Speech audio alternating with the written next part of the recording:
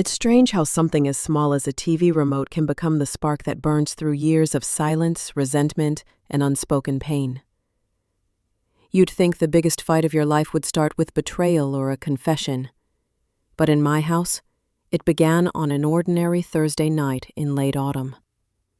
The kind of night where the air feels heavy with everything left unsaid. I was sitting in the living room, wrapped in my faded gray cardigan, the one with the loose thread at the wrist. The TV hummed softly, showing some mindless game show I wasn't even watching. My husband Mark was in his recliner, tapping his phone with that same faint smirk he always wore when he thought I wasn't paying attention. Our daughter Nora was home for the first time in 6 months, sprawled across the couch, scrolling through her own screen, headphones in, pretending we didn't exist. The silence between us was loud. It always had been. When the commercial ended, I reached for the remote. I wanted to change the channel to the local news. I just wanted to see the weather, to know if the rain would ruin the garden I still took care of even though nobody else seemed to care. But the moment my fingers brushed the buttons, Mark snapped his head up. "Don't change it," he said, his tone sharp. "I just want to check the weather," I replied. He didn't look up from his phone this time. "It's fine." "Leave it." I hesitated. I should have left it alone. I know that now. But something in me, something tired, something buried, tightened. "Mark, it's just for a second," I said, my voice softer but edged. He looked at me then, really looked. His eyes narrowed as if I'd done something far worse than press a button. "You always do this," he muttered. "Always have to be in control of everything." And just like that, the air in the room shifted. Nora looked up from her phone, pulled out her headphones. "Oh my God, are we really fighting about the remote?" she said, rolling her eyes. But it wasn't about the remote. It hadn't been for years. I wish I could tell you that we laughed it off, that I let it go. But when you've spent decades swallowing your voice, even a whisper can turn into a scream. "I'm not controlling everything," I said, my voice shaking. "I just wanted to check the weather. That's all." Mark chuckled bitterly. "You always say that, Evelyn. That's all. But it's never just that. It's always something with you." The way he said my name, it was like spitting glass. I stood up, feeling my pulse pounding in my ears. "What is that supposed to mean?" "It means," he said slowly, "you've never been happy unless you're correcting someone, managing something, fixing what isn't broken. You can't help yourself." Nora groaned. "Can we not do this? I just got home." I turned to her, and the look on her face made my stomach drop. There was no sympathy, no recognition, just exhaustion. Like she'd been through this scene too many times before. And that's when I realized how familiar this fight was to her. How many times she must have heard the same tone, seen the same glances, felt the same quiet hatred simmering in the air. It wasn't about the remote. It was about 27 years of living with a man who made me feel like I was always too much and never enough. The next words came out before I could stop them. "You know, maybe if you paid attention to something other than your phone, we wouldn't have to fight over stupid things." Mark looked up, eyes cold. "At least my phone doesn't complain." Something inside me cracked. I don't remember picking up the remote. I just remember it flying across the room and hitting the wall with a dull thud. The silence that followed was unbearable. Nora's mouth fell open. Mark's face twisted in disgust. "What the hell is wrong with you?" he shouted, standing up. "You're insane." And maybe I was. Maybe I'd been holding in my insanity for decades, letting it grow quietly in the corners of every conversation we never finished. I could feel the tears before I even realized I was crying. "I'm tired, Mark," I whispered. "So damn tired of pretending we're fine." He scoffed. "Pretending? You've been pretending your whole life, Evelyn. Pretending to be some perfect wife, perfect mother, perfect victim, always the martyr." The word hit me like a slap. Martyr, that's what he thought of me. Not a partner, not a woman who'd built her entire world around keeping this family from falling apart. Just a martyr, quietly bleeding in the background for attention. Nora stood abruptly, her face pale. "I'm not doing this." "Not again." She grabbed her jacket and stormed out the front door, the sound of it slamming echoing like thunder. Mark turned back to me, his voice low and venomous. "You see what you do? Even she can't stand being here. You poison everything." I stared at him, at the man I once loved, the man who'd once kissed me in a rainstorm outside a tiny diner in Virginia, telling me he'd never stop choosing me. The man who'd promised me safety and laughter and forever, and somehow gave me silence instead. And I realized then, I wasn't fighting him anymore. I was fighting the ghost of who we used to be. He walked upstairs, muttering something about needing space, and I stood there in the living room, surrounded by the hum of the TV, the echo of slammed doors, and the sound of my heart breaking in small, familiar ways. I sank into the couch, the fabric still warm where Nora had been sitting. My fingers brushed against the remote lying on the floor, and for a moment, I just stared at it. That small piece of plastic had survived more than I had. That night, I didn't sleep. The house creaked and sighed around me like it always did when everyone else was asleep, when all the masks came off. I thought about how far we'd drifted, Mark and me, Nora and me. Even the memories felt distant now, like they belonged to someone else's life. I thought about the day we bought this house. How proud Mark was. How he'd carried me over the threshold like a joke, laughing, telling me, "This is where we'll grow old together." And how I'd believed him. Now every room felt like it belonged to someone else. Every photo on the wall looked like evidence of a lie we both helped build. The next morning, I made coffee for one. Mark didn't come down. He'd taken the guest room, claiming he needed a break from the drama. I almost laughed at that. When Nora finally came back 2 days later, she was colder than ever. She didn't look me in the eye. She just said, "Dad told me you threw the remote at him." "I didn't throw it at him," I said quietly. "I threw it at the wall." She shrugged, her expression unreadable. "Same difference, Mom. Same difference." I wanted to tell her everything. About how I'd spent years walking on eggshells, about how I'd covered for his absences, his affairs, his moods. But I didn't, because that would have made me the villain in her eyes, the one who ruined her image of family. So I just said, "I'm sorry." She nodded once and walked upstairs. That's when I realized I wasn't living in my home anymore. I was surviving inside someone else's story. That night, I poured myself a glass of wine and sat in front of the TV again. The same show was on, the same laughter, the same lights. But this time, the silence didn't hurt. It felt like a warning, and maybe it was. Because the next morning when I woke up, Mark was gone. His clothes, his briefcase, even his toothbrush. Gone. On the kitchen table, a note written in his neat, emotionless handwriting. "I can't do this anymore. Don't call me. Nora knows how to reach me if it's important." I read it 3 times, waiting for the words to rearrange themselves into something less cruel. But they didn't. He didn't just leave the house. He left me with every unfinished argument, every silent night, every unanswered question. For 3 weeks, I lived like a ghost.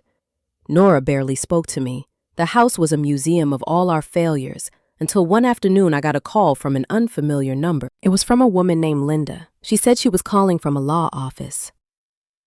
"Mrs. Walters," she said kindly, "your husband has filed for divorce." I froze. Divorce. I thought of the wedding photo still hanging in the hallway, the one where my veil had caught the sunlight and Mark had whispered, "You're my forever."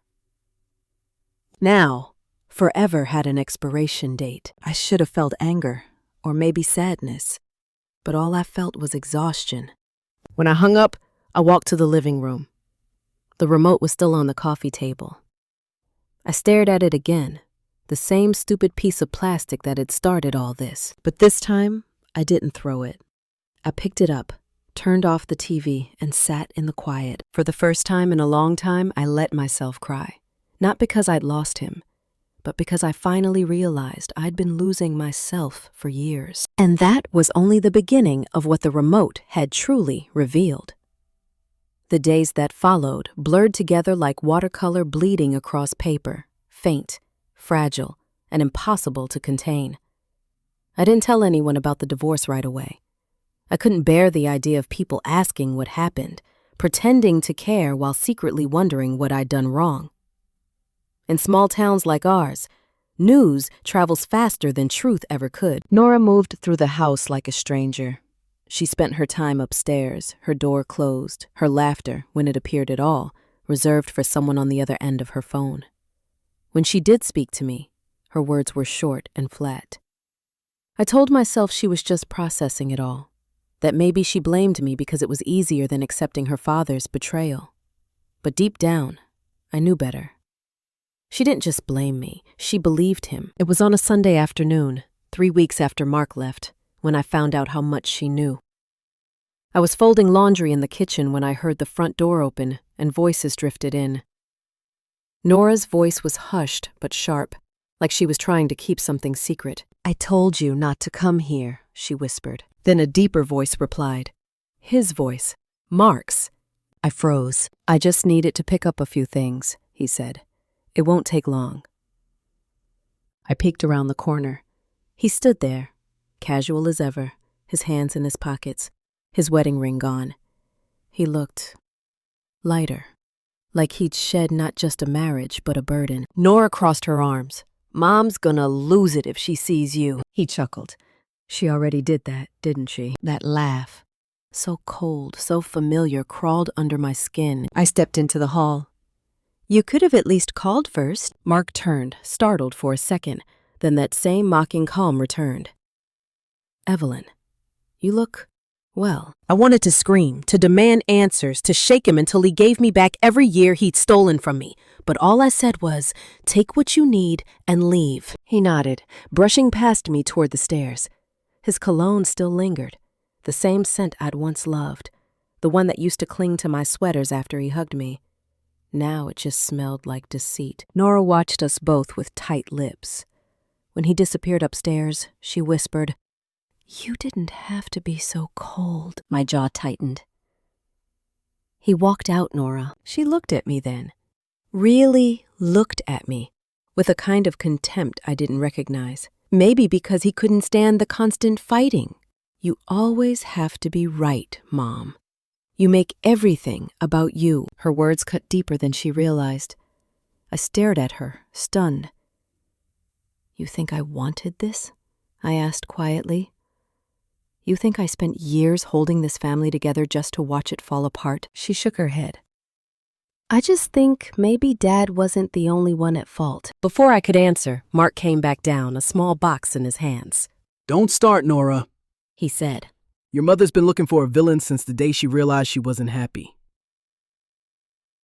That was it. Something inside me snapped again. Not in anger this time, but in clarity. "You're right," I said softly. "I wasn't happy, but not because of you leaving, because I stayed too long." His smirk faltered. "Careful, Evelyn. Bitterness doesn't suit you." I met his eyes. "Neither does cowardice." He left without another word. The door shut behind him with a soft click that somehow sounded louder than any slam. Nora stood there, her expression torn between shock and loyalty. Then she followed him outside. That night, I didn't bother turning on the TV. I sat in the dark, listening to the rain tapping the windows. I thought about all the times I'd bitten my tongue, all the times I'd forgiven him just to keep peace. And I wondered when exactly peace had turned into silence. The next morning, I found Nora's note on the counter. It said she was staying with her father for a while. For a while turned into months. At first, I tried to reach out. Texts, calls, emails. Most went unanswered. When she finally replied, her messages were clipped. "I'm fine. Stop worrying." But worry was all I had left. I threw myself into small things. Repainting the kitchen, tending the garden, volunteering at the library. Anything to fill the hollow space that used to be my family. But every time I came home, the silence was there to greet me. Until one day, silence brought company. It was late spring when a letter arrived. Addressed to me in a handwriting I didn't recognize, The return address was a law firm in Chicago, the same city where Mark had claimed he'd moved for work. Inside was a single envelope with my name on it, written in Mark's handwriting. My heart thudded.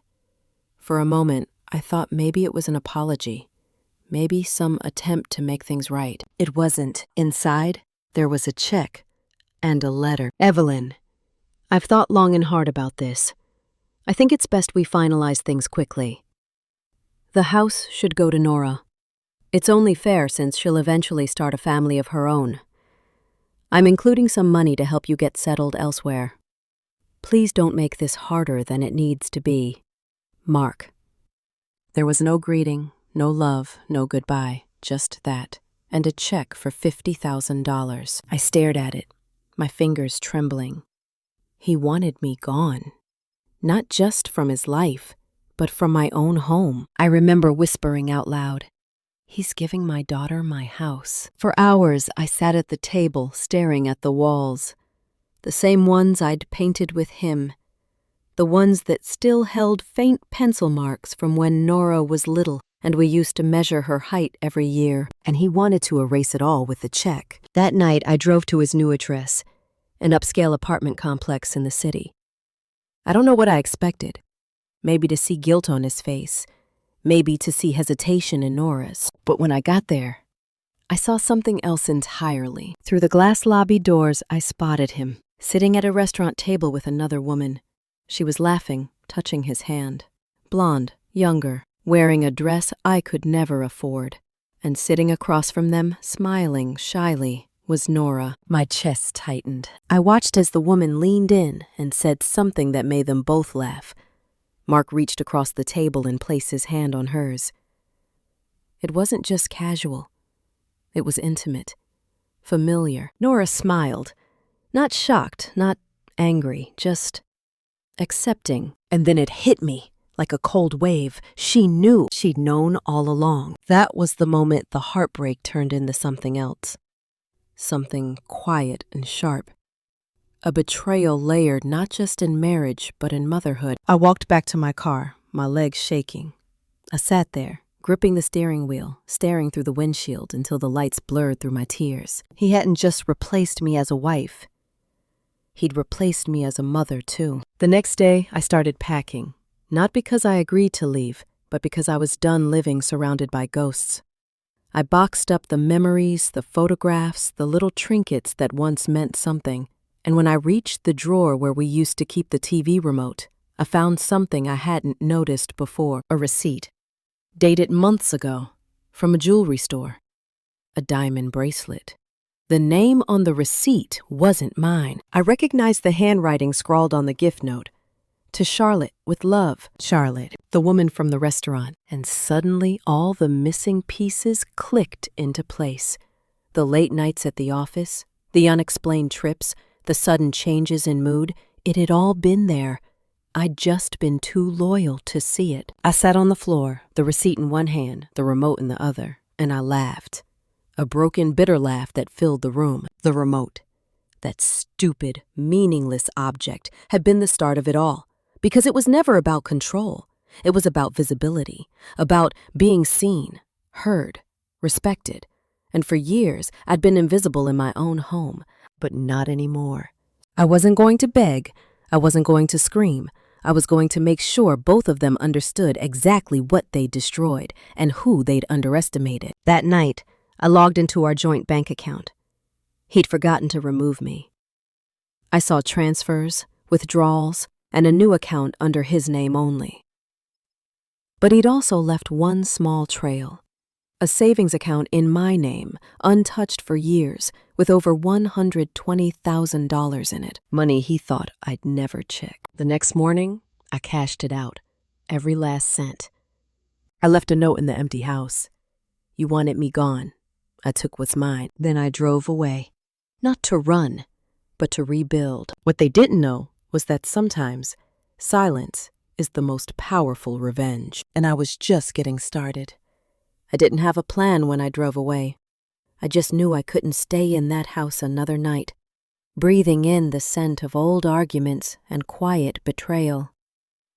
The road stretched ahead of me like a confession, winding through the early morning fog. I drove for hours without music, just the hum of the tires and my thoughts to keep me company. It felt like I was leaving more than a place. I was leaving a version of myself I no longer wanted to be. I ended up in a small coastal town 3 hours away, the kind of place where the sea breeze carried the smell of salt and freedom. There was a motel near the pier, faded blue with a flickering sign that read, "Vacancy." The woman at the front desk looked at me kindly when I checked in. "Rough night?" she asked gently. "Rough decade," I murmured. She smiled sadly. "You're in the right place. The ocean's good at washing things away." That night, I sat on the motel balcony, watching the waves crash against the rocks. The stars above were faint but steady. For the first time in years, I felt something like peace. Or maybe it was just exhaustion wearing a disguise. The next morning, I went for a walk along the beach. The sand was cold under my feet, the kind that sticks between your toes and reminds you you're still human, still grounded. I thought about Nora, about how her laughter used to sound when she was little, about how she'd crawl into my bed after a nightmare, clutching her stuffed rabbit. I used to believe I could protect her from everything, even her father's bitterness. But I couldn't protect her from becoming part of it. As the tide rolled in, I whispered to myself, she chose him. The words stung, but saying them out loud made them real. That night, I started making lists in my journal, something I hadn't done since before the marriage fell apart. It wasn't about revenge yet, not exactly. It was about clarity. I listed what I'd lost, what I still had, and what I refused to surrender. At the top of that last list, I wrote one word: dignity. For the next few weeks, I stayed in that town. I got a part-time job at a small bookstore run by an elderly couple named Henry and Martha. They didn't ask questions. They just gave me a chance. I found comfort in the routine, dusting shelves, recommending novels, hearing the bell chime when someone entered. But life has a way of dragging unfinished business back to your doorstep. It started with a phone call. Unknown number. I almost didn't answer. "Mom?" It was Nora. Her voice was shaky, hesitant. "Nora?" I breathed. "Yeah, I need to talk to you." For a moment, I didn't know what to say. The silence between us had lasted months. "Are you okay?" There was a pause and then a sob. "No, I'm not." I felt my heart twist. "Where are you?" "At Dad's." Well, I was. Mom, I didn't know. About her. About Charlotte." I gripped the phone tighter. "What happened?" "He proposed to her," she whispered. "Yesterday. In front of everyone. He said he wanted to start over. And when I asked him if that meant me too, he just said, 'You're an adult now, Nora. You'll understand one day.'" The sound of her crying through the phone broke something in me that anger never could. "I'm so sorry," I whispered. "I'm sorry for everything you've had to see." "I believed him," she said. "I thought you were the reason everything fell apart." But he was lying to both of us. I wanted to tell her that forgiveness would come eventually, but I wasn't sure I believed that myself. "Come stay with me," I said instead. "Please, just for a little while." She hesitated. "Where are you?" I gave her the address of the motel.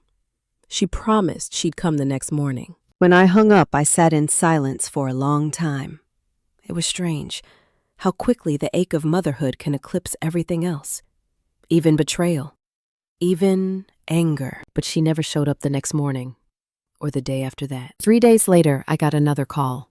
This time, it was from an unknown number again, but not Nora's voice. "Mrs. Walters, this is Detective Harris from the Chicago Police Department." My breath caught. "What? What happened?" "There's been an accident," he said gently. "Your daughter was involved in a car crash last night. She's alive, but she's in critical condition." The words spun around me like a hurricane. "Is she? Where?" "She's at St. Mary's Hospital," he said. "You should come as soon as you can." I drove through the night. The rain came down in sheets, blurring the highway lights. I could barely see the road, but I didn't stop. Every mile felt like a prayer whispered too late. When I finally reached the hospital, the sterile smell hit me like a memory. I'd been here once before, when Nora was born. Mark had been beside me then, holding my hand, whispering promises of forever. And now, here I was again, alone. Nora was unconscious, her face pale against the white pillow. Her arm was in a cast, her forehead bandaged. I sat beside her, my hand trembling as I reached for hers. "Hey, baby," I whispered. "I'm here now." The machines beeped steadily, each sound a reminder that life was fragile, but still present. A nurse came in quietly. "She's lucky," she said softly. "It could have been much worse." I nodded, tears blurring my vision. "Thank you." "She was driving alone," the nurse added, "but we found this in her bag." She handed me a folded piece of paper. It was a letter, addressed to me. "Mom, I wanted to see you. I wanted to tell you you were right, about everything. I thought Dad loved me differently, but he just loves himself. I'm sorry I hurt you. I just didn't know how to face the truth until it was too late. If you're reading this, I hope it means I got to say this in person. But if not, I love you, and I'm sorry. Nora." I pressed the paper to my chest and sobbed until I couldn't breathe. She woke up 2 days later. When her eyes opened, I was holding her hand. "Mom?" she whispered weakly. "I'm here," I said. "I'm right here." She looked at me, tears welling up. I didn't know what he was capable of. "Shh," I said softly. "You don't have to talk about him right now." But she shook her head. "You do. You need to know." And what she told me next changed everything. She said that after I left, Mark and Charlotte had moved in together, that he'd convinced Nora it was temporary, that I'd abandoned them. But when he proposed, he told Nora that Charlotte had been in his life long before the separation, that he'd only stayed with me out of obligation. He'd rewritten our entire history to make himself the victim. "He said you'd lost your mind," Nora whispered.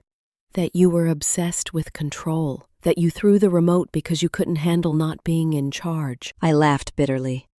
"And you believed him?" She nodded, ashamed. "I was stupid." "No," I said, brushing her hair back. "You were his daughter." "You trusted him. That's not stupidity, that's love. He just didn't deserve it." After that, I stayed by her side through every therapy session, every sleepless night. The doctor said she'd recover, but it would take time. I told her we both would. In the quiet moments while she slept, I started planning again. Not out of spite, but out of survival. Mark thought he could rewrite the past, but I still had something he'd underestimated. Truth. I gathered every document, every receipt, every bank record he'd left behind. I spoke to lawyers. I learned things I'd never known, like how he'd moved money from joint accounts years before the divorce, how he'd filed false statements to keep me from claiming assets. And I realized something. Sometimes, revenge isn't fire and fury. Sometimes, it's quiet, meticulous, patient. By the time Nora was discharged from the hospital, I'd built a case strong enough to destroy him. But when the moment came to press forward, something inside me hesitated, because the truth was, I didn't want to destroy him. I wanted to be free. So instead of dragging him through court, I sent him one final letter. "You took my marriage. You almost took my daughter, but you can't take my peace. You wanted control. Here's what it feels like when you lose it." I attached a full report of his hidden accounts and sent it anonymously to his employer's ethics board. Within weeks, he was under investigation. It wasn't revenge. It was balance. And when Nora and I moved into a small beach house months later, the same town where I'd found myself again, I finally felt what freedom truly meant. Sometimes, the smallest spark reveals everything that's been buried in the dark. For me, it was a TV remote. For someone else, it might be a single word, a forgotten letter, a silent goodbye. But the lesson is the same. Sometimes you don't need to win the fight. You just need to stop living inside it. Summer had returned by the time the last of the boxes were unpacked. The air by the coast carried that soft, clean smell of salt and new beginnings. Our little beach house wasn't much. 2 bedrooms, chipped paint, creaky floorboards. But it felt like a heartbeat. A real one. The kind that had been missing for years. Norah was recovering better than the doctors expected. She still had nightmares sometimes. Flashes of headlights, the screech of brakes. But she was alive, and we were learning how to exist together again. Mornings were quiet, almost tender. She'd sit on the porch steps with her coffee, while I watered the small row of plants I'd brought from the old house. Sometimes we didn't speak. Sometimes silence meant peace, not distance. It took time before she could say his name again. Mark. Even then it came out like a ghost slipping through her teeth. I didn't bring him up often either. But one evening, as the sky blushed into gold, she asked me, "Do you ever miss him?" I thought about it for a while. "I miss who I thought he was," I said finally. "But that man never really existed. I think I fell in love with the story more than a person." She nodded, her eyes wet. "I hate him for what he did to you." I smiled softly. "Then he still wins, honey. Hatred keeps you tied to him.